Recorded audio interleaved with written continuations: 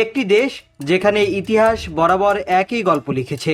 শক্তিশালী সাম্রাজ্য এসেছে, নিজেদের পতাকা উড়িয়েছে, কিন্তু দীর্ঘস্থায়ী হতে পারেনি। সেই দেশটির নাম আফগানিস্তান। নগর স্টোরির আজকের প্রতিবেদনে জানবো কেন আফগানিস্তানকে বলা হয় সাম্রাজ্যের কবরস্থান। কি এমন আছে এই ভূখণ্ডে যা বিশ্বের বড় বড় শক্তিকেও ব্যর্থ করেছে।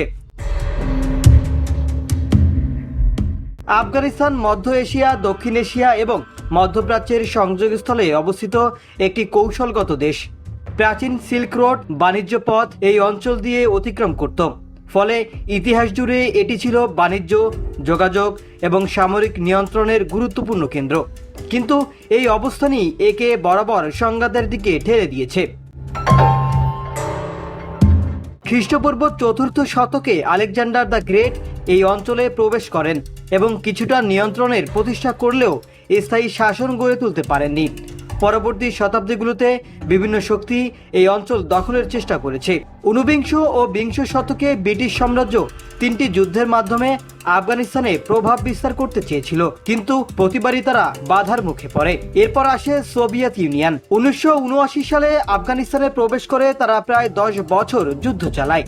শেষ পর্যন্ত ১৯৮৯ সালে তাদেরকেও প্রত্যাহার করতে হয়। সর্বশেষ ২০০১ সালে যুক্তরাষ্ট্র ও ন্যাটো জোট সন্ত্রাস বিরোধী অভিযানের অংশ হিসেবে আফগানিস্তানে প্রবেশ করে।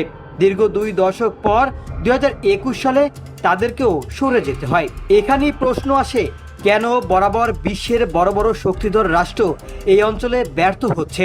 প্রথমত, আফগানিস্তানের ভৌগোলিক অবস্থান অত্যন্ত জটিল।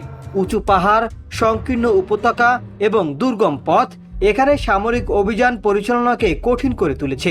দ্বিতীয়ত, দেশটি বিভিন্ন জাতিগোষ্ঠী ও উপজাতির সমন্বয়ে গঠিত, যেখানে কেন্দ্রীয় শাসন প্রতিষ্ঠা সবসময় চ্যালেঞ্জিং। তৃতীয়ত, স্থানীয় যোদ্ধারা গেরিলা যুদ্ধের কৌশল ব্যবহার করে, যা শক্তিশালী আধুনিক সেনাবাহিনীর জন্য মোকাবিলা করা কঠিন হয়ে দাঁড়িয়েছে। এছাড়া বৈশ্বিক রাজনীতি, প্রতিযোগিতা এবং আঞ্চলিক শক্তিগুলোর স্বার্থ আফগানিস্তানকে বরাবর সংঘাতের কেন্দ্রবিন্দুতে পরিণত করেছে। ফলে যুদ্ধ দীর্ঘায়িত হয়েছে এবং স্থিতিশীলতা অর্জন কঠিন হয়ে পড়েছে। সব মিলিয়ে আফগানিস্তান শুধু একটি দেশ নয়, বরং ইতিহাসের একটি শিক্ষা।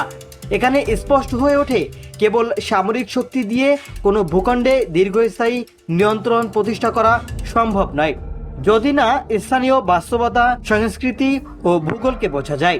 এ কারণেই আফগানিস্তান আজও পরিচিত সাম্রাজ্যের কবরস্থান নামে।